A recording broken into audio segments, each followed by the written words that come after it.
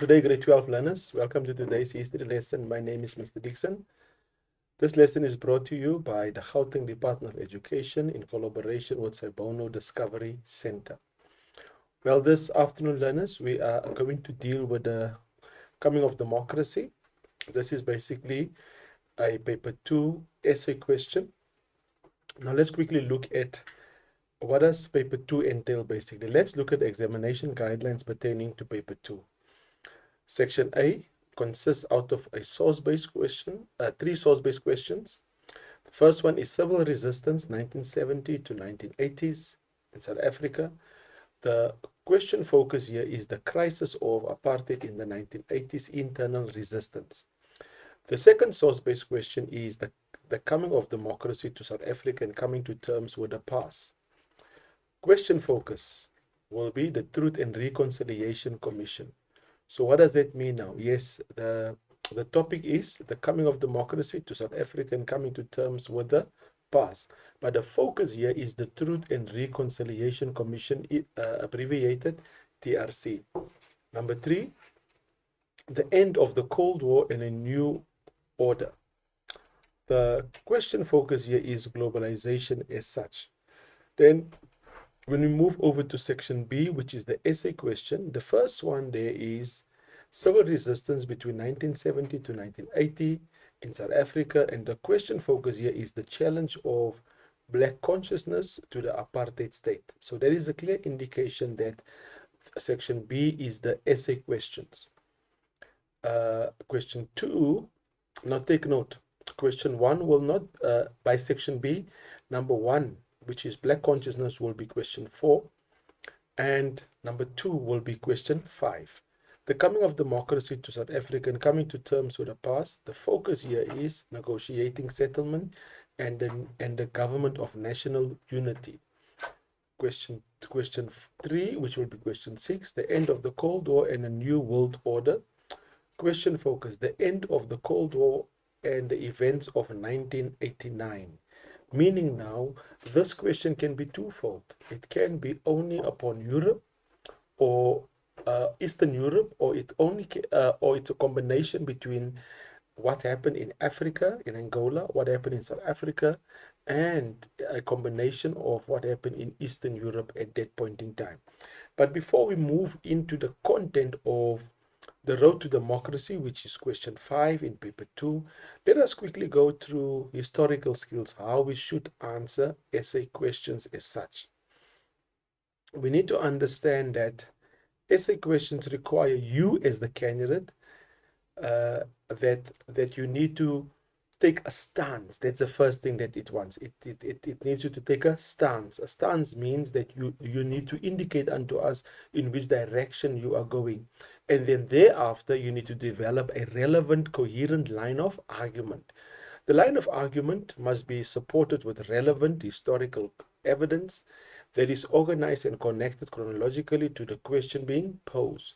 So it's pertinent that we understand the first thing that we need to do is we need to create the stance. And where does our stance start? Our stance basically starts in the introduction. And as it starts in the introduction, it needs to maintain when you move into the body as such. Then as it moves into the body, it must develop a relevant, coherent line of argument. Then the line of argument, take note learners, it must be supported with relevant, take note, relevant historical evidence that is organized and connected chronologically to the question posed. Now let's stop at the relevant historical evidence. Relevant historical evidence, it's not from the source. Take note, we cannot take answers from the source. It is what we had to study. And that means that we need to sit with our books. We need to go into the notes provided by the teacher pertaining to this particular question that you're about to answer. Then when you start with the introduction, you create your stance. Then you have a background paragraph. Then after that, you take note, you can have 1 or 2 background paragraphs. Then after that, what happens is now you need to organize it and connect it chronologically. So when we say organize it, it means now you need to understand that it's number 1, then number 2, then number 3. So number 2 cannot be first. Number 3 cannot be first. It must be number 1, 2, 3, 4, and that's what we call chronological to the question being posed. By understanding it, by producing your answer like that, it means now that you stand a good chance to receive good marks. But there are three ways how essay questions can be set up. In simple terminology, in simple English, there are three ways how essay questions could be asked. First one is critically discuss, approve or disapprove. Then you move to the next one. Do you agree with the above statement? Your stance will be one can agree or one can disagree, or we can agree or we can disagree. With approval, it's the same thing basically. Critically discuss, one can approve, one can disapprove. Then the last one is explain to what extent, to a less extent or to a greater extent. When you say to a less extent, you're disagreeing with the statement being posed. To a greater extent, you agree with the statement being posed. Now take note, learners, you cannot write your stance in this fashion. To a great extent, one disagree, because clearly you can now clearly see there that essay questions will be asked in three different ways. The first way, critically discuss, is not always the first question. Take note about that. Critically discuss will not always be the first question. Then these questions will be alternated. So when I say alternated, it means now that maybe they can ask in the June exam, explain to what extent. Then in the preliminary examination, the question 4 can be critically discussed. At the end of the year, it could be, do you agree? So as long as we understand that this will be the three ways how essay questions will be posed to you when you write a SBA, when you write a test, when you write a exam. Take note, they will not ask all three in one particular topic. It's spread. Remember now, learners, it's question 4, question 5, and question 6. So that informs me that because there's 3 questions, and it's question 4, 5, and 6, that will tell us now, listen here, maybe now in this particular paper, it will be explained to what extent. And the next one, it could be, do you agree? The following one, it could be critically discussed. So the order that's here will not be the order how it will be set out in the question paper. Now let's go to the introduction. As I've indicated that we need to take our stance, we're in the introduction. Now, when we talk about taking the stance, we will be explaining more in detail with the next slide. But let's look at the slide first here. It says introduction should make it clear to the reader or to the person that's marking your question, your answer sheet. Number one, what is the direct response to the question? It means what is the stance that you decided to take? If it says to what extent, are you going to a less extent, or are you going to a great, or to a, now take note, when it comes to what extent, you can say to a less extent, or you can say to a great extent. But when it comes to a great extent, you can say to a larger extent as such also. Then number 2, reason why you took the stance. So it means your first sentence, you're taking the stance, and when you take the stance, I will show you an example how it should be done. You're responding to the question being posed. That's when you take a stance. Then a reason why you took the stance. Now, the reason why you took the stance, that information is found where? In the content. So if you never study the content, it becomes difficult to retrieve a reason and for you to answer your question as such. Then the last part is the line of argument that is going to be followed in the rest of the essay. What is the essay going to prove unto us? So learners, what are they saying here? They are basically saying unto us is that in your last sentence, you must indicate what you are going to talk about. Now, in order for you to know what you are going to talk about, you need to understand what is the stance that you took. So this is why the introduction, it is so pertinent, that because why? Because it leads us now to the stance first. So when you come to the last part of the introduction paragraph, then you indicate what are you going to write about, so that we can be alert when we are marking this particular question. Now take note, learners, that your stance is taken, all right, by if it is critically discussed, then one can approve, one can disapprove. If it's do you agree, then it's one can agree, one can disagree, or we can agree. or they can be agreed upon, or they can be disagreed upon. But you never say I, because I means you are not a historian. And because we're historians, we don't use the word I when we start our introduction paragraphs. Then the reason, like I've indicated, take note, you can write two reasons down, meaning two sentences or one sentence. So when you look at the introduction paragraph, your introduction paragraph should not be longer than half of the page, basically. It means a quarter of the page will suffice. But take note, the question comes to mind, meaning I must only write 3 to 4 sentences. Yes, you can take two reasons, and for taking two reasons, that will enable you to actually have now 4 sentences at the end of the day. It is important, learners, that we understand if you read the first sentence of a paragraph or the first paragraph of a longer piece of writing and you cannot work out clearly what the original question was, then the introduction has failed in its primary purpose. And this is why the introduction part is of utmost importance, that we need to get it right. We need to take our stance. That's the first thing. We need to provide our reasons, and the reasons are retrieved from where? From the content. And we need to inform the reader what you are going to write. So those 3 phases must be seen within every introduction paragraph. Now let's go just a bit deeper into the introduction.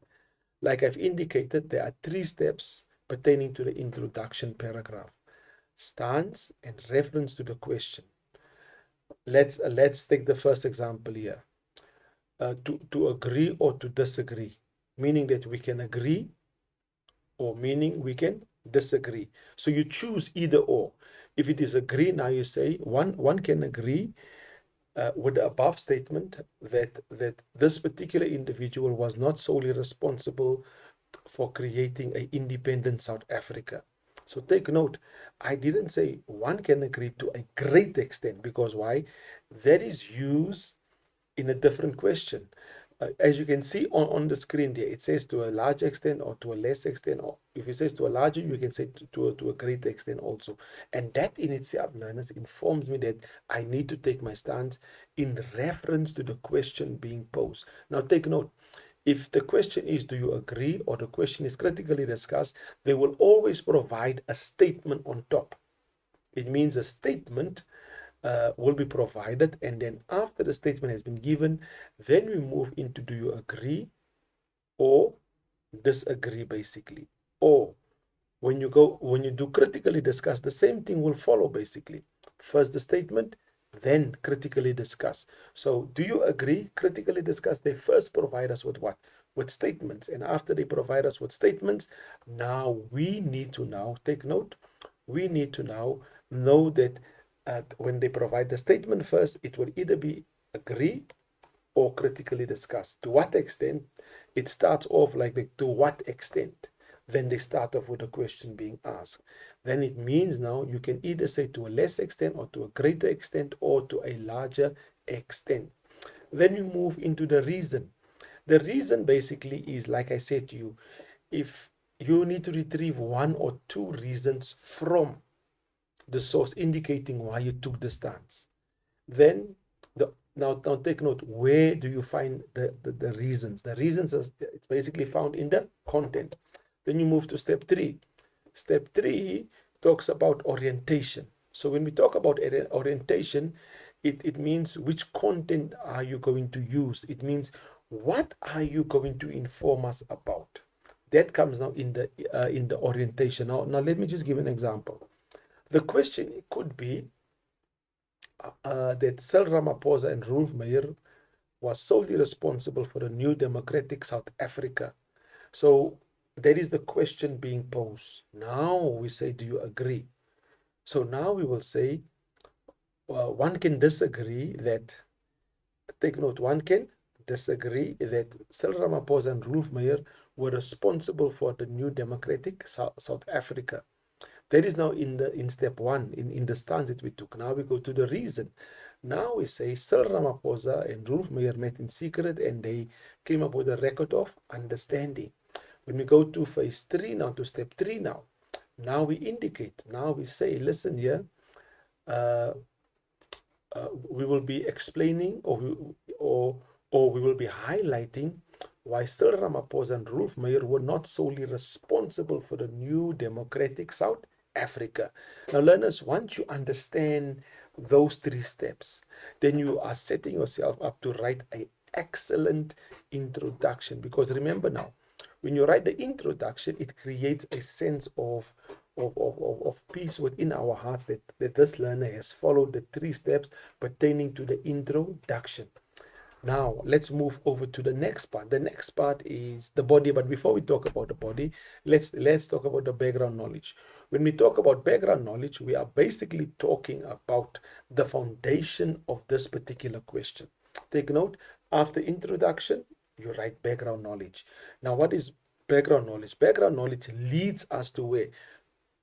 To the content, and that within itself informs us that our content needs to be knowledgeable. It means we need to know exactly what was in the content in order for us to write our reasoning, basically. So when we write our background paragraph, the background paragraph clearly explains to us the basis where we're moving to. The background paragraphs gives us information before the question was being asked pertaining to this question. Now take note that after the two background, you can write two at least, or one. So after the background paragraphs has been completed, now we move into the body. And this is why it is so pertinent that we understand that the body contains all the relevant factual material contained and should be explicitly linked to the line of argument, which is the Peel method. And we'll talk now about the Peel method. Then it should be well structured in a chronological and coherent manner, displaying good synthesizers of information. Give examples to reinforce the stance. So what is the first point informing us? It says it must contain relevant factual material. So that in itself tells us that information in the body, it is actual factual material. It means it can't be your own words. It must be work that the educator gave you. It must be work that the educator actually issued you pertaining to answer this particular question. Learners, factual material means what's in your book, what's in the textbook, basically. That is what we call factual material, and that must be part of our content. The content is basically the body. And take note, it must be linked to the line of argument as such also. Then we have mentioned that in the introduction, there must be structure and in a chronological order. Once there is structure and there's a chronological order, we can display our information now in this particular essay. So the minute we can display this particular knowledge or content within the essay in a chronological order, we need to understand what is chronological again. Let me explain again. Chronological means 1, 2, 3, 4, 5, 6. Chronological order does not mean 6 is the first paragraph. No. 6 must remain 6. 1 must remain 1. The second paragraph must remain second paragraph. Take note. Once number 6 becomes the first paragraph, then we say this essay is descriptive. Why we say descriptive? Because now it doesn't make sense, because we're starting now with the middle first. And the minute we start with the middle first, it means it is not descriptive. Why? Because it creates confusion within the person that's marking that. So this is why chronological order is of utmost importance. We need to understand chronological order means that we're starting in 1990. Then we talk about 91's events, we talk about 92's events, then we talk about 93's events. So it needs to follow in that particular order, not to create confusion within the particular person that will be marking your script. Then they talk about the Peel method. Now, what is the Peel method? Let's go to the Peel method. So every paragraph, starting with the introduction, must have the Peel method. So what is the Peel method? The P means point. The opening sentence of your paragraph must make a clear statement or point that will be followed after this. Like with the introduction, let's use the introduction as another example. With the introduction, if it is to what extent? Now we say to a great extent. Cyril Ramaphosa and Ruth Meyer were not solely responsible for the new democratic South Africa. So that's a point that has been made. Now we explain the point, and to explain the point is basically what the introduction is, the reason that we retrieve. But when it comes now to the content, we need to know when it comes to the content, there must be a point, you must explain, then thereafter take note, you can explain in one, in two sentences. Then when it comes to evidence, when we talk about the evidence, we're basically talking about you need to provide evidence why you introduce this point and why you explain this point basically. Then let's go to link it. The link it is at the end of your paragraph. It is the last line, last sentence of your paragraph, and you must link it back to the essay question or forward to the next paragraph. So this is talking now with regards to the content. Now take note, where do we use the peel method? In the introduction, we use it in the body. Now learners, it is of utmost importance that we understand that when we talk about the peel method is not being used in the background paragraphs. Take note, if you have two background paragraphs, there's no peel method. So the peel method only starts pertaining to the content of that particular essay. Now, when we talk about content, we are talking about the body at large also. So when we talk about the body, we need to understand this part, learners, that the body will not be one paragraph, but the body will be multiple paragraphs. It could be 5, it could be 6, it could be 7, it could be 8, depending upon your writing and depending upon the knowledge that you have studied. Now take note, learners, essay questions must be studied. You must take time out to study the essay question. You have already received Vietnam as an essay. You have already received Black Power movement as an essay. So that tells me that all learners that have received those essays and studies them will pass. Learners, if you don't study your essay that has been provided to you, it becomes difficult for you.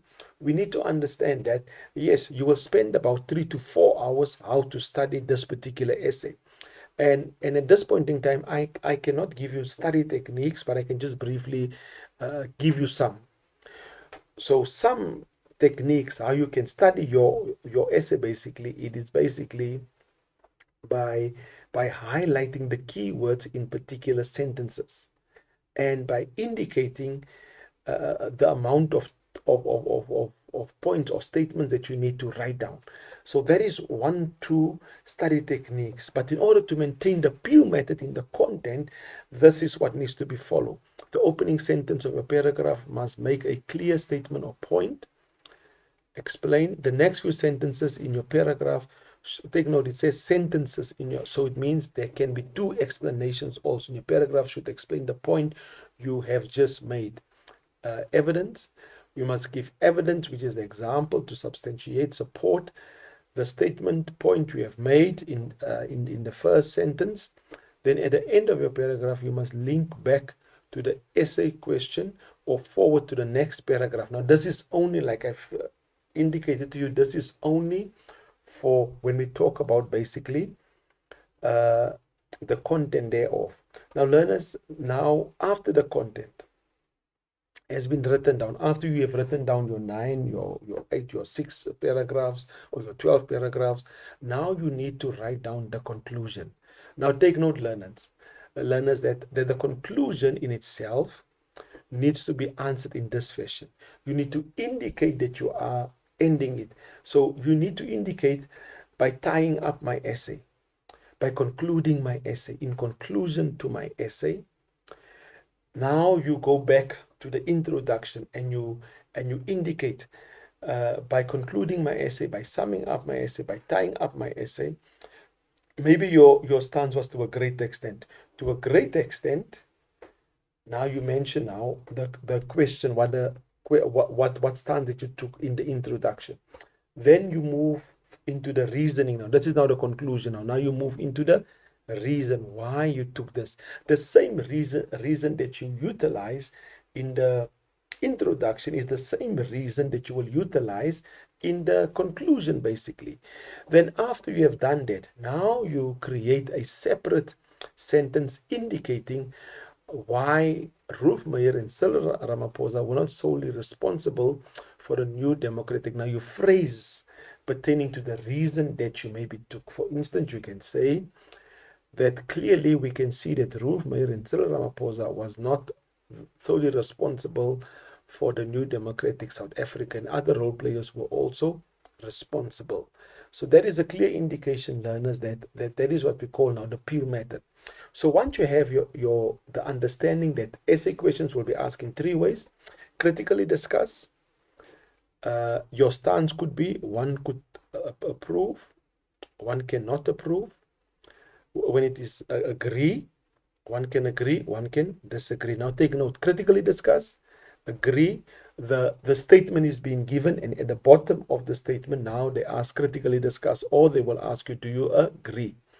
Then when you come to what extent, when you talk about what extent, then clearly, learners, you indicate unto us to a great extent, or to a larger extent, or to a less extent. To a great extent or to a large extent means you agree. To a lesser extent, you disagree with the statement being posed. But then now, learners, we need to understand, after the introduction has been done, the introduction has got three phases. The first phase is your stance that you take. The second phase is what we call the reason, and the reason is retrieved from your content. The last phase of the introduction is what we call the orientation. You are going to inform us what you are going to write about. Then we spoke, after the introduction, we spoke about a background paragraph that creates the basis for the content itself. Then when you start with the content, the Peel method needs to be implemented. It means you always need to refer back to the stance that you took, basically. Then you need to change the phrasing of the last sentence of each paragraph, because we have come across where learners are repeating the same thing after each paragraph. For instance, now Cyril Ramaphosa and Ruth Meyer was not solely responsible. So now we said to a less extent. Then the learners get to the last paragraph. Now we can see why Cyril Ramaphosa and Ruth Meyer know that sentence, the last sentence, must be changed pertaining to each particular paragraph or topic that you are going to deal with. Now, learners, with that in mind now, we need to understand now, after the content, we move to the conclusion. And when we come to the conclusion, you must indicate that you are ending, but you mention to a great extent, one can agree, one can approve, one can disapprove. Now you mentioned that but it must start like by ending, by summing up, or by concluding my essay. That's an indication that you are ending now. Then from there you move what we call into the reasons, and the same reasons that you utilize in the introduction must be utilized again in your conclusion. Then a last sentence must appear where you indicate that Ruth Meyer and Cyril Ramaphosa. So it's a sentence that you need to create that shows us, listen, yeah, I'm ending this essay off completely. Learners, let us go quickly for a break, and on our return, we will be dealing with the content for this particular topic. Thank you.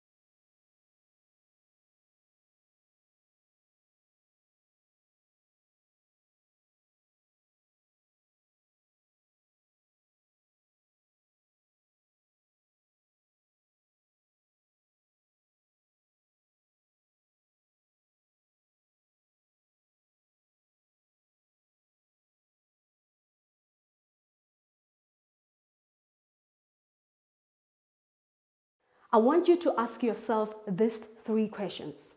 Number one, what do I want? Do I want to become an A student or do I want to become an average student? Number two, I want you to ask yourself, how do you plan on getting there? Are you going to put more extra hours or are you going to just sleep? Number three, who will be with you in this journey? Because it is important that we associate ourselves with students who have the same vision as us, who want to become a student, who want to put in the extra work, who want to become better at what they do. Unsuccessful people do not plan, they just let life happen to them. But successful people are planning on how they want their lives to be. And right now, you plan on how you want your results at the end of the year to be like.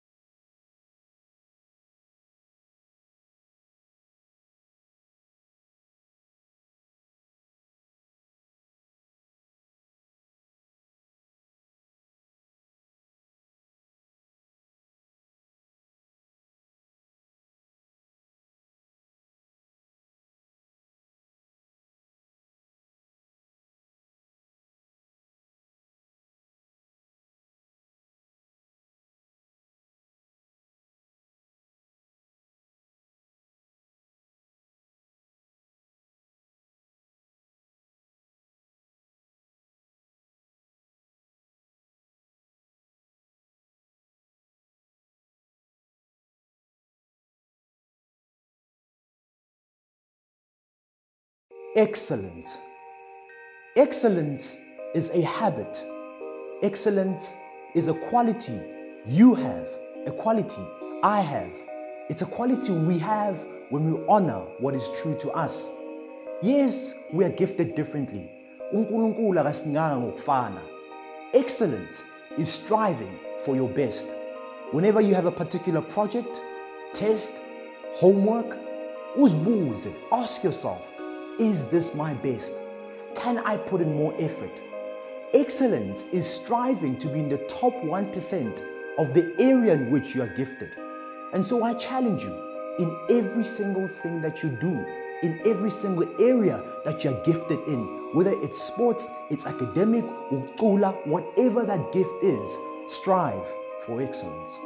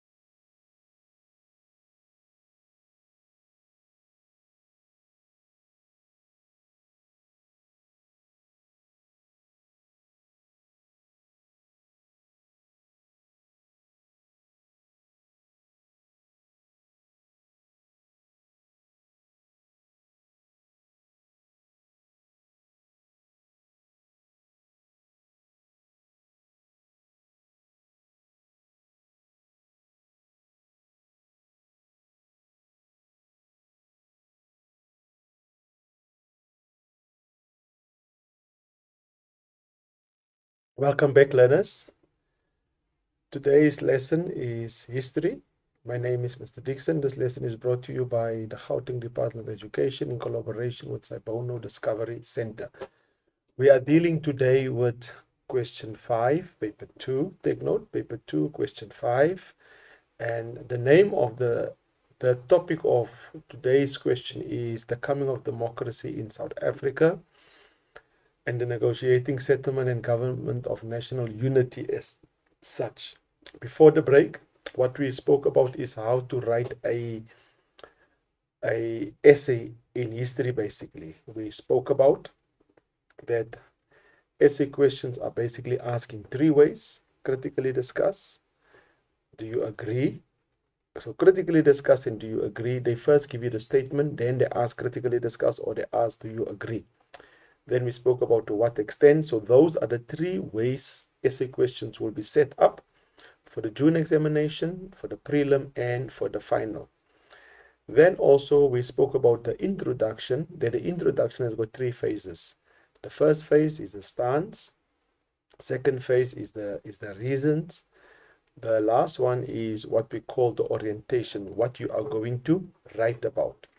Then thereafter, we spoke about the background paragraph, we spoke about the content within itself, and with the content, we highlighted that it must be in a chronological order.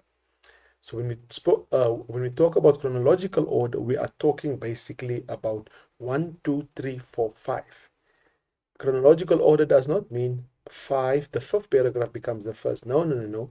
It means it must be in order, basically, from 1 to 5, not from 5 to 3 to 1. No. That's what we call, it is a descriptive, it is mixed up, basically.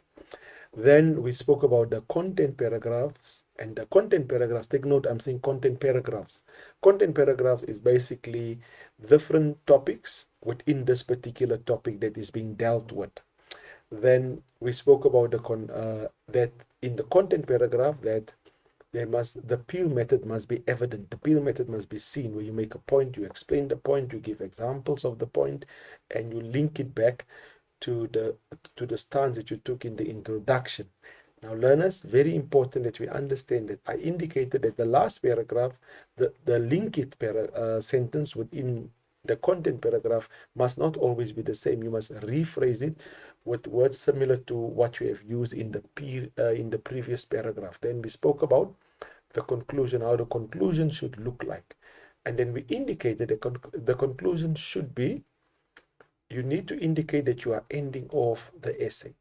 But then you refer now back to the stance that you took and to the question that's being posed. Then we said the same reasons that you introduce in the introduction must be used in the conclusion. Then we said the last sentence must indicate to us why you took that particular stance within itself. Then it brings us now to the point where we are going to look into the content of the road to democracy. But before we go into the content, we need to look at the examination bullets, and that's what we call the overview as such also. Let's go to the first bullet. The first bullet talks about beginning of negotiations from 1990 to 1991.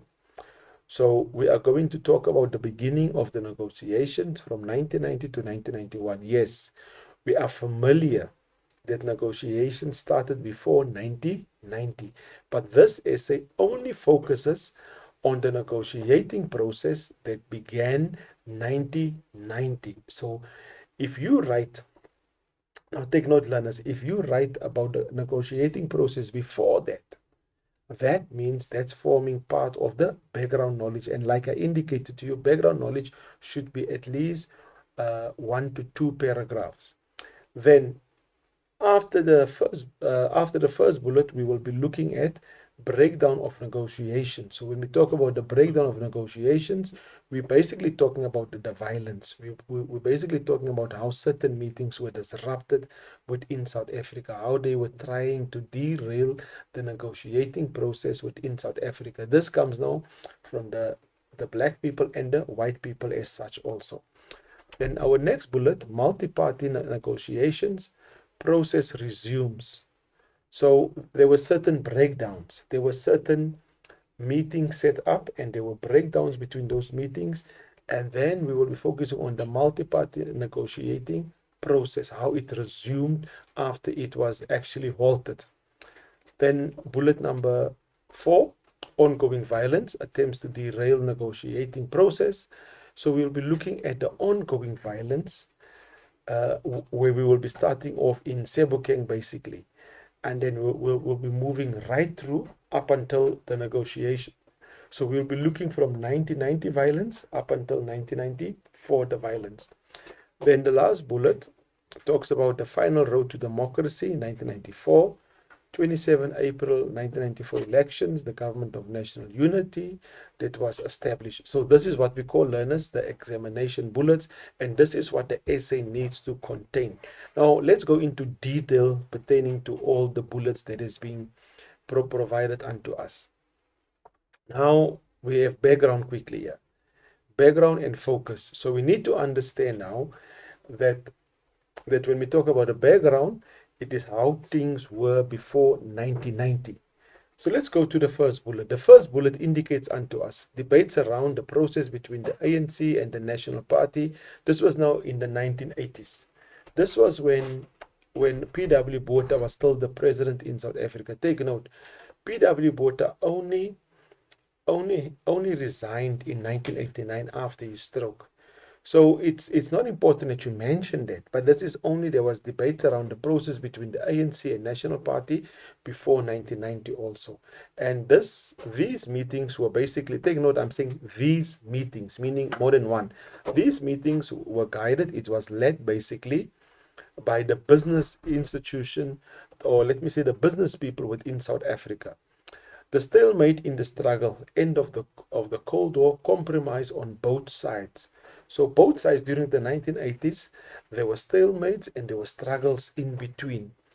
And 1989 was the end of the Cold War. So we need to understand that 1999 was the end, 1989 was the end of the Cold War.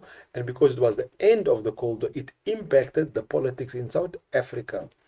Then we will be looking at the compromises on both sides. So yes, during the 1980s, yes, as they were negotiating, there were compromises made, and compromises on both sides. From the National Party, yes, they are going to release all the political prisoners, and then the liberation leaders or the liberation members must cease from fighting against the system of apartheid. Then the next bullet, the need for negotiations, team effort from both sides. So like I said, in the 1980s, it was predominantly the business leaders that felt the pinch. Because why? The dollar was increasing and the rand was getting lesser and lesser. So who was being impacted more? It was the business people. And in order to create that stability within South Africa, the business people had to start the negotiating process, but take note, they had to be guided by the politicians as such also. Then choices were made in the process, coming to terms with the past, basically. So this is what we call the background of the road to democracy. Now, let's quickly go into the question that we need to pose for this particular essay now. Remember now, this is question 5, paper 2. Now let's look at the question and then we will move into the content and we'll have a conclusion also pertaining how it should look like. To what extent was Nelson Mandela solely responsible for the new democratic South Africa? I have indicated to a less extent, Nelson Mandela was not solely responsible for the new democratic South Africa. Rolf Meyer and Cyril Ramaphosa met in secret and came up with a record of understanding.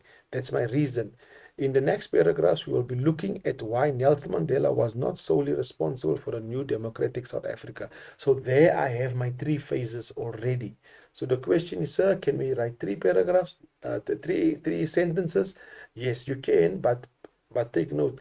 It's better if you give 2 reasons as such. Now, this is an example how your introduction should basically look like. Now, let's go into the content. So we need to understand now, before we talk about the release of Mandela, in 1989, take note, now this is now the background paragraph. In 1989, P.W. Botha suffered a stroke. Nelson Mandela, F.W. de Klerk was appointed as the new president in South Africa because twice in 1989, P.W. Botha had a stroke. So F.W. de Klerk became the new president in September 1989. And when he became president, he informed the South Africans and the world that there will be massive changes within South Africa coming into the new year. So what transpired? 1990, at the first parliamentary speech, F.W. de Klerk indicated, and he mentioned this, he said there will be changes, and the changes were as follows. All political prisoners will be released from prison. Now take note, this is what he said. All political prisoners will be released from prison, connected to political activities. So everyone that was in prison connected to political activities will be released, including Nelson Mandela. Then he said all political parties will be unbanned. That was banned previously in the 1960s, like the ANC and the PAC. Those political parties will be unbanned now. Now, that is the stance where we find ourselves. So it is important that we understand that the beginning of the solution is what we call the start of this negotiating process. Unbanning of organizations, the release of all political prisoners, free at last. Nelson Mandela is released. We can see the picture from prison on the 11th of February 1990 after 27 years of imprisonment, the majority of which was spent on Robben Island.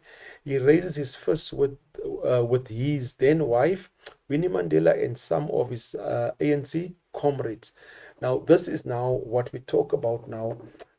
It is the background pertaining to the content that we are going to deal with. Yes, it's 1990, Nelson Mandela was released. But we need to understand now that after P.W. Botha resigned because of the stroke, F.W. de Klerk mentioned there will be changes because he was the new president, and then all the political prisoners were released and the unbanning of political organizations. Now we need to understand that the negotiating process started when? It basically started on the 4th of May 1990 at the Grote Skeer. Now, Grote Skeer is the parliamentary house where the president lived in Cape Town. So our first paragraph will talk basically about Grote Skeer, the Grote Skeer Minute. So the Grote Skeer Minute was 4th May 1990. It was where they were discussing the indemnity of political prisoners that were in exile. So indemnity means the permission to allow those people that were political people, they were in exile basically. So now we can clearly see on the screen that in the middle it says 4th May 1990 Grote Skeer Minute. So what needs to be mentioned there is that they were discussing the indemnity of political prisoners that were in exile. And what did they sign? The Grote Skeer Minute. Now thereafter, between Grote Skeer Minute and 6 August, which was in the same year, there was violence in Sebokeng. And it needs to be mentioned the amount of people that were injured, the amount of people that died basically. So what I'm doing, learners, I'm just giving you the content that you should know. And as you are listening to me, you need to take notes what should be there basically. So when we are moving from the violence in Sebokeng, now we're moving to the 6 August 1990. The ANC and the National Party, take note, in the 4th May, it was only ANC National Party. On the 6th August, they met again, ANC National Party, where? In Pretoria, at the Union Buildings. And when they met in Pretoria at the Union Buildings, the ANC agreed that it will disarm Umkhonto we Sizwe, which was the military wing of the ANC. The National Party indicated they will lift the state of emergency. Now, what is state of emergency? State of emergency means that the country are under threat by the civilians in that particular country. So the state of emergency was lifted at the Pretoria Minute. Umkhonto we Sizwe was disarmed. It means that the ANC indicated that it will not continue. But people like Chris Hani were not in favor of disarming the Umkhonto we Sizwe. He believed that the National Party cannot be trusted. And that created friction already in the ANC within itself. Then we need to understand now that on the 14th of September 1991, the National Peace Accord was signed by representatives of 27 political organizations as well as national and homeland governments. Now, when we talk about the National Peace Accord, we're talking basically that the National Peace Accord was basically because of the killings that occurred between 1990 and 1991. And this is why I'm mentioning it to you now, that you need to understand what was the National Peace Accord all about, because of the killings that occurred in South Africa during that time. The Inkatha people would actually go into a train and just start killing people at large. And because of that, they banned national traditional weapons, and they banned the carrying of weapons as such also. But before the 14th September 1991, it was CODESA 1. So we need to understand that it was CODESA 1 that was basically preceded by 3 key meetings. Now, we need to understand the first meeting was cancelled because of the Ren violence in Sebokeng. Then it was Groote Minute, then it was the Pretoria Minute. Then CODESA 1 started 1st December 1991. So let's get the order right. It was first Groote Minute, then there was violence in Sebokeng. Then it was on the 6th August, it was the Pretoria Minute. Then 14th September, it was the National Peace Accord. So we need to understand, and we need to, so now you can clearly see Groote Minute, 1 paragraph. Pretoria Minute, a different paragraph. National Peace Accord, a different paragraph. Or you can combine it as into 1 paragraph basically. Then CODESA 1. CODESA actually means the Congress of a Democratic South Africa. That was started in 1991 when 19 political organizations got together in Kempton Park. The aim of CODESA 1 basically was to create a new constitution for a democratic South Africa. This was in 1991. Then what transpired there is they agreed upon creating a interim constitution. They broke up in small working group committees. Then after that, they signed the Declaration of Intent. So it's important that we mention what I indicated to you now. Then after they signed the Declaration of Intent, they broke up and they indicated they will reconvene again. And as they broke up, there was some friction between the National Party, and there was a breakaway. And because of the breakaway, the Conservative Party was basically established, because the Conservatives within the National Party broke away from the National Party, and that allowed FW de Klerk to ask for a referendum. Now, a referendum clearly means you just vote yes or no. And the question that FW de Klerk posed unto the so-called white people at that point in time was, must I continue with the negotiating process with the liberation movements within South Africa? This was after now CODESA 1. 68% of the 80% white people that voted indicated yes, he must continue with the negotiating process to have a better South Africa. Now, after CODESA 1 was established now, take note, it was the referendum. After the referendum, we need to understand that CODESA 2 came now into the play. And as CODESA 2 came into the play, we need to understand that CODESA 2 was not a success. Why was CODESA 2 not a success? Because in that meeting, Nelson Mandela accused FW de Klerk and the National Party of being the third force. Now take note. Remember, I indicated after the Groote Minute, there was violence within Sebokeng, where the Inkatha Freedom Party members actually attacked ANC members within his such. Now take note, during that time, the Inkatha people predominantly lived in the hostels, and they were attacking the people within that vicinity that supported the ANC as such. Yes, there was allegations that a third force was involved, and the third force was policemen as such also. So within CODESA 2, when CODESA 2 started, it started off extremely roughly, where Nelson Mandela accused FW de Klerk of being the third force and providing funds for that basically. And this is why the ANC decided to walk out of CODESA 2. Why? Because during that time, there was a massacre in Boipatong. Now take note, Boipatong is one of the townships within Vanderbijlpark.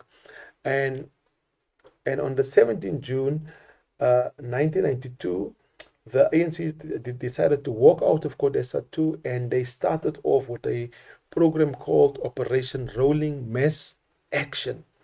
Now, after Operation Rolling Mass Action was introduced, what happened is our current president, President Cyril Ramaphosa, took a group of people and they were marching towards the border of Ciskei.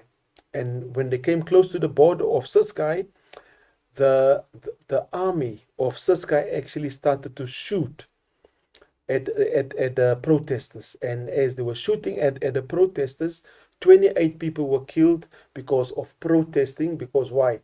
The leader, Brigadier Opa, refused to relinquish his status as the leader, basically. So they had to take a group of people and they went to the border post and they were marching at the border post, basically. And what happened is there was about 80,000 people, and that amount of people scared basically the Ciskeian police because they thought that this was a coup that was going to take place. So it means now that they believe that now that Ciskei was a homeland, it would be taken over. And why? Because the march was just to indicate unto them become part of the new democratic South Africa. Now we need to understand that CODESA 1, there was 19 political organizations that gathered. After the referendum, the same 19 came again. The people that was not part of this, of CODESA 1 and CODESA 2, it was a Conservative Party, the CP or the KP. CP was in the English abbreviation and KP was in the Afrikaans abbreviation. The Inkatha Freedom Party were also not part of this negotiating process, and some of the homeland leaders like Brigadier Opa, he was not part of this negotiating process. Now take note, the Bishu massacre happened exactly after CODESA 2, where the ANC walked out of CODESA 2, started Operation Rolling Mass Action, and this mass action with demonstrations right across South Africa. Like the Bishu massacre was a clear indication that, listen here, we don't want to be part of the new South Africa. Now, tension in South Africa was extremely rife at this point in time. So we need to understand that now, following the collapse of CODESA 2, behind the scenes, talks resumed between ANC and the National Party. And the main role players during that time was our current president, President Cyril Ramaphosa of the ANC, and Rolf Meyer, who was the Minister of Finance of the National Party in South Africa at that point in time. They met in secret and they came up with what became known as the Record of Understanding, but it was not signed at that point in time. And this is what they agreed upon. They agreed upon release more political prisoners, erect fences around migrant workers' hostels because of the violence that occurred, ban the carrying of traditional weapons. CODESA ended and Umkhonto we Sizwe was disbanded. Meaning now, like I indicated to you, that Chris Hani was not happy that Umkhonto we Sizwe was disbanded because he believed that Umkhonto we Sizwe must remain the secret weapon because of the third force that was involved, basically. And after CODESA 2 was cancelled, it was the massacre in Bishu. And after the massacre in Bishu, it was the Record of Understanding that was introduced by Cyril Ramaphosa from the ANC and Rolf Meyer from the National Party. Now, after that, we need to understand that Chris Hani now was part of the ANC, but he was also the leader of the Communist Party as such also. And he was not in favor of the ANC disarming themselves from Umkhonto we Sizwe. And because of that, what happened is Chris Hani became a threat because most of the younger generation were in support of Chris Hani now. So what transpired is on the Saturday morning, 10th April, Chris Hani went to buy newspaper.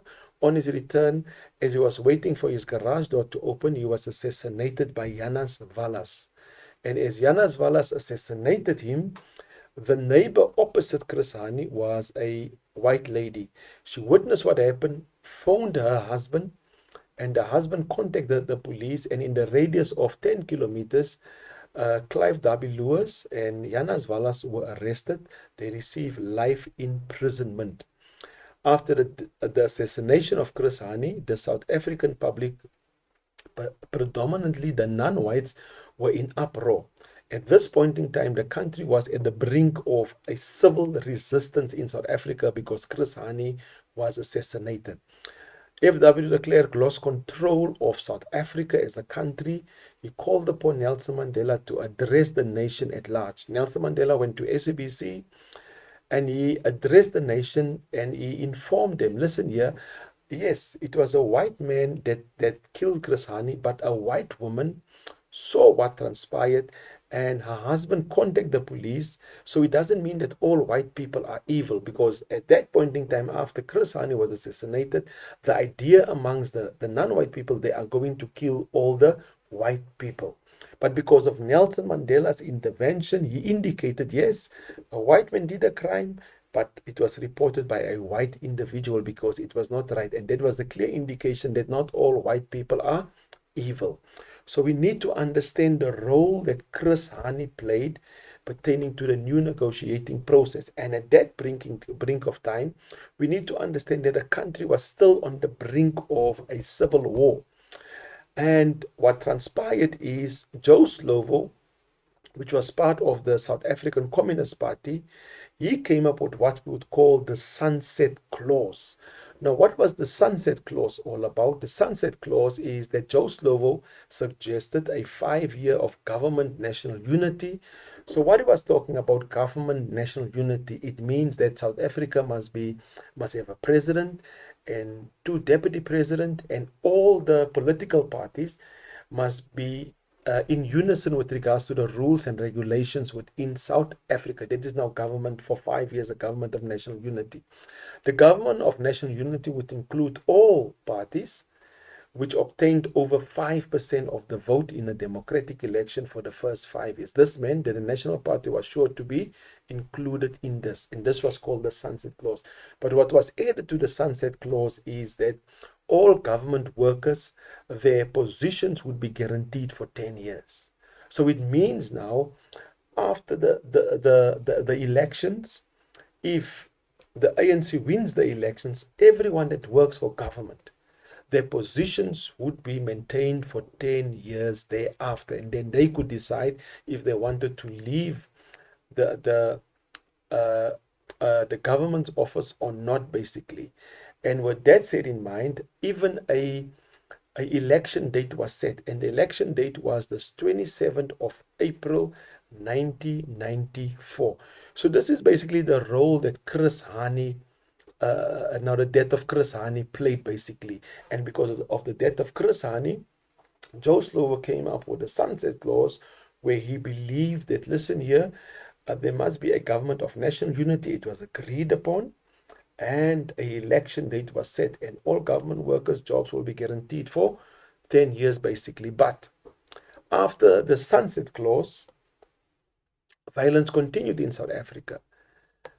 In June 1993, the AWB invaded the World Trade Center. Now take note, after the Sunset Clause was introduced, they resumed at Kempton Park and they started the multi-party negotiations.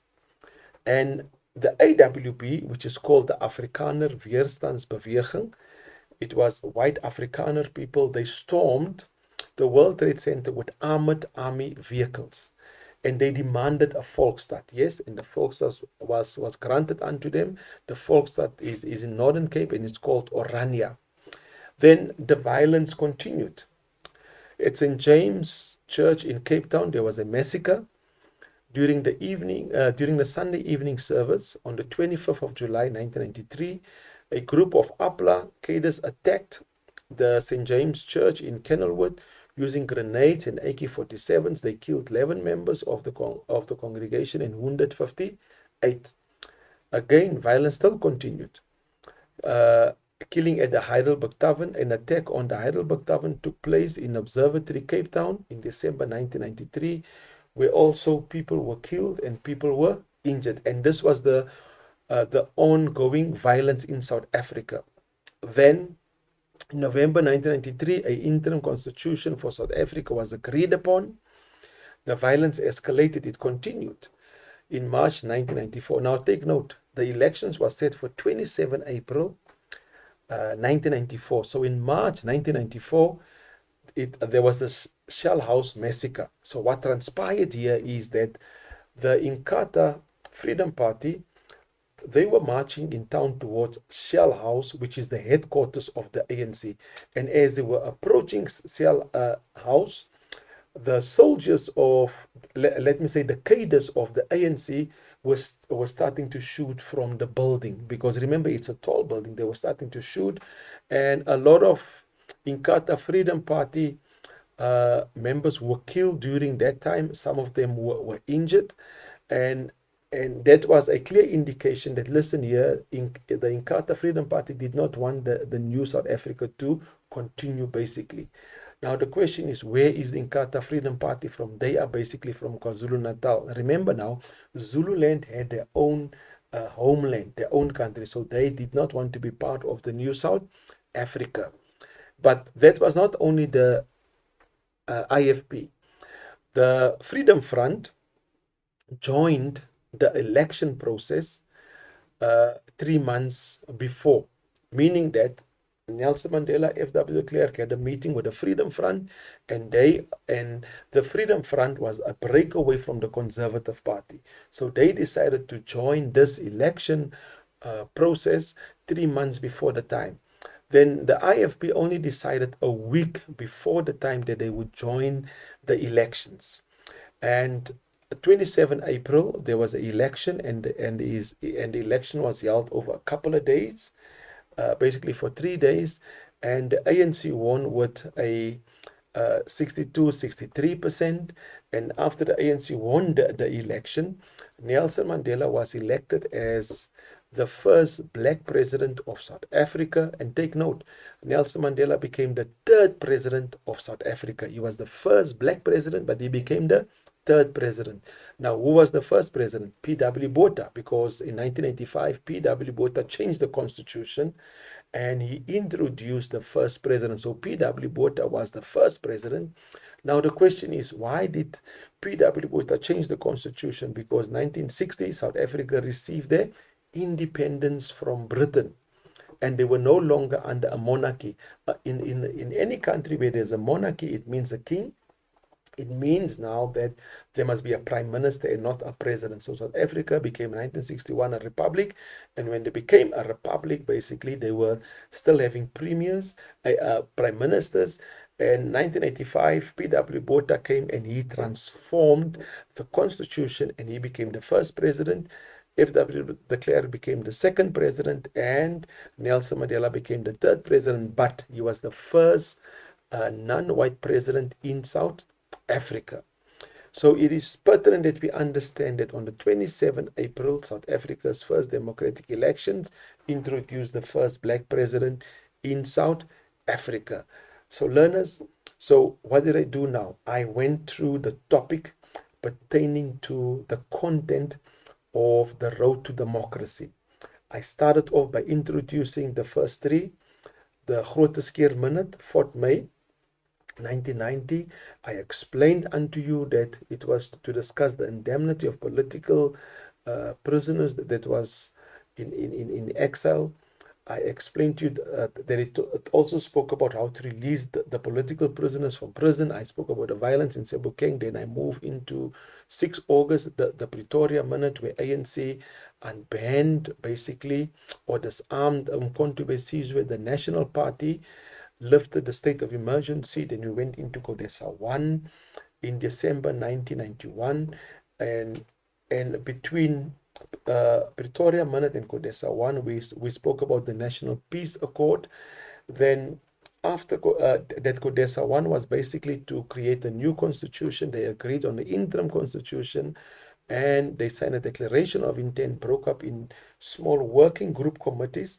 Then it was the referendum, where 68% of the white population voted yes, that F.W. de Klerk must continue. They resumed again in May 1992 in Kempton Park, starting with CODESA 2. CODESA 2 was a failure because Nelson Mandela accused the National Party with F.W. de Klerk as being the third force of the massacre that occurred in Boipatong. Then after CODESA 2, the ANC walked out and started Operation Rolling Mass Action. Then there was the massacre at Bishu, where now where about 250 people were killed and 11 people were injured in that process. So it is important that we understand that after the Bishu massacre, it was the record of understanding. After record of understanding, Chris Hani was assassinated. Nelson Mandela came into the play, and he calmed the nation down and he pacified the nation. And then after he pacifies the nation, what happens is that now the focus was on Nelson Mandela now as the hero. And now we can clearly see that Joe Slovo came into the picture, introduced the sunset clause, and then we spoke about the violence of AWB, the violence of Aplakaders, the march of the IFP towards the Shell House building in Johannesburg, and then the election took place. So it is pertinent that we understand that the election took place on 27 April. Nelson Mandela became the first non-white president in South Africa. Now, remember the question that we started with. To what extent did Nelson Mandela solely to what extent did Nelson Mandela play in creating a new democratic South Africa? And then we started off with the content, and then we said to a less extent, he was not solely responsible for a new democratic South Africa. Now let's go to the conclusion, how the conclusion should look like. As you can see, I have indicated to you earlier that you need to indicate you are ending your essay. And I've indicated by summing up my essay to a less extent, Nelson Mandela was not solely responsible for the new democratic South Africa. Rolf Meyer and Cyril Ramaphosa met in secret and came up with a record of understanding. These are one of the reasons why Nelson Mandela was not solely responsible for the new democratic South Africa. So what I did is I took my introduction and I included it in the conclusion, basically. So learners, what we did today is the road to democracy, and it's a clear indication, learners, that you need to, please take note, you need to know your content in order to create a proper introduction, in order for you to create a proper conclusion. With that in mind, learners, thank you for joining me this afternoon, and thank you for watching, and see you next time. Bye.